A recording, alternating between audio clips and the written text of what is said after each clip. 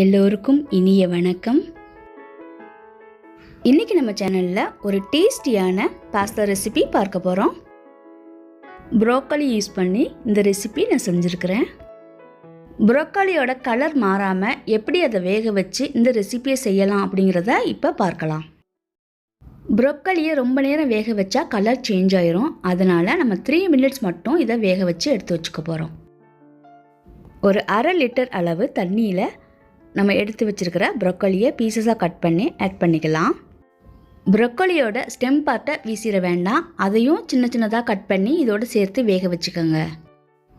இந்த ரெசிபி செய்யலையே இந்த வேக வைக்கிற தண்ணியை எடுத்து அதில் கொஞ்சமாக பெப்பர் சேர்த்து நம்ம சூப்பாகவும் குடிக்கலாம். இந்த 1/2 லிட்டர் தண்ணியில் ஒரு 1/2 டீஸ்பூன் அளவு உப்பு சேர்த்துருக்கிறேன். ஒரு 3 நிமிஷம் இதை அப்படியே நல்லா கொதிக்க விடணும்.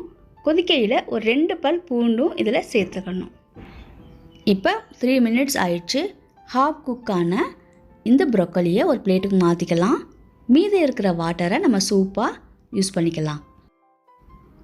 பாஸ்தா எப்படி வேக வைக்கணுங்கிறதுக்கு ஏற்கனவே நான் வீடியோ அப்லோட் பண்ணியிருக்கிறேன், அதை பார்த்து தெரிஞ்சுக்கோங்க. இல்லை பாக்கெட்லேயே இன்ஸ்ட்ரக்ஷன் கொடுத்துருப்பாங்க, அதை பார்த்து அதை வேக வச்சு எடுத்து வச்சுக்கோங்க. இப்போ ஒரு குக்கிங் பேனை ஹீட் பண்ணிக்கலாம். அதில் 2 கியூப் அளவு பட்டர் ஆட் பண்ணியிருக்கிறேன். பாஸ்தாவுக்கு பட்டர் யூஸ் பண்ணி செஞ்சால் நல்லாயிருக்கும், இல்லை ஆலிவ் ஆயில் யூஸ் பண்ணி செஞ்சிங்கன்னா நல்லாயிருக்கும். நீங்கள் செய்ய போகிற பாஸ்தாவோட அளவை பொறுத்து நீங்கள் வெங்காயம் எடுத்துக்கோங்க. இந்த ரெசிபிக்கு தேவையான பூண்டு பல், வெங்காயம் ரெண்டுமே கொஞ்சம் கொஞ்சம் எடுத்து கட் பண்ணி வச்சுருக்கிறேன். அதை இதில் போட்டு பொரிச்சுக்கலாம். இதில் நான் ஒரு பாதி சின்ன வெங்காயம் தான் ஆட் பண்ணியிருக்கிறேன். 4 பூண்டு பல் பொடி பொடியாக கட் பண்ணி ஆட் பண்ணியிருக்கிறேன்.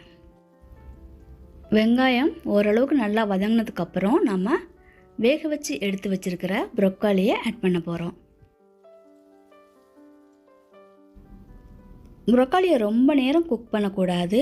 ரொம்ப நேரம் குக் பண்ணிங்கன்னா கலரும் சேஞ்ச் ஆயிரும், அதோட டேஸ்ட்டுமே வேறு மாதிரி இருக்கும். நீங்கள் ஹாஃப் குக் தான் பண்ணணும். ஃபஸ்ட்டு பாயில் பண்ணிட்டு ஹாஃப் குக் பண்ணணும்.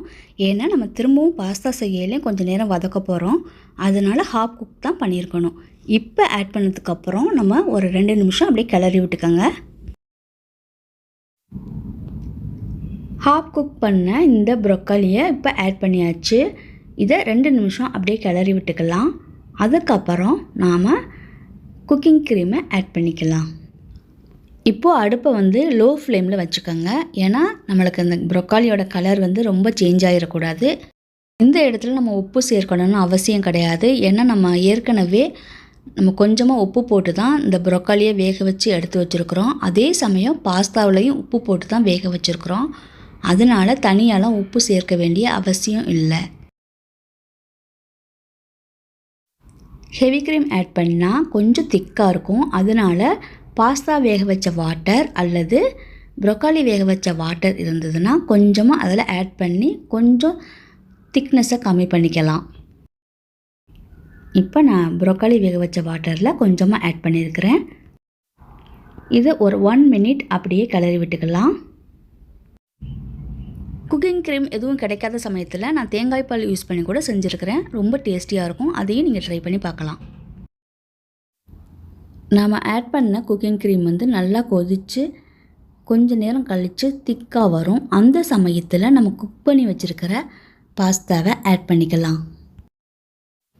இப்போ சைட் பை சைடு நான் வேக வச்ச பாஸ்தாவும் நல்லா வெந்துருச்சு. இப்போ தண்ணியை வடிகட்டிட்டு பாஸ்தா மட்டும் எடுத்து ஆட் பண்ணிக்கிறேன். இதே ரெசிப்பியை macaroni யூஸ் பண்ணி கூட நீங்கள் செய்யலாம். அதே சமயம் ஸ்பெகட்டி யூஸ் பண்ணியும் நீங்கள் செய்யலாம்.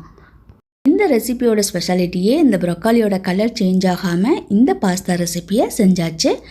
அதே மாதிரி நீங்களும் உங்கள் வீட்டில் ட்ரை பண்ணி பாருங்கள். செஞ்சு பார்த்துட்டு எப்படி வந்திருக்குங்கிறத கமெண்ட் செக்ஷனில் எழுதுங்க.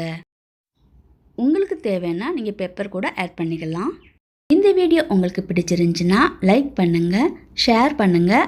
சப்ஸ்கிரைப் பண்ணாதவங்க சப்ஸ்கிரைப் பண்ணிவிட்டு பக்கத்தில் உள்ள பெல் ஐக்கானை கிளிக் பண்ணி ஆல்ங்கிற ஆப்ஷனை எனேபிள் பண்ணிக்கோங்க. ஃபைனலாக இந்த ரெசிபிக்கு red and white cheddar cheese நான் யூஸ் பண்ணியிருக்கிறேன். நீங்கள் mozzarella சீஸ் இருந்தால் கூட யூஸ் பண்ணி டேஸ்ட் பண்ணுங்கள்.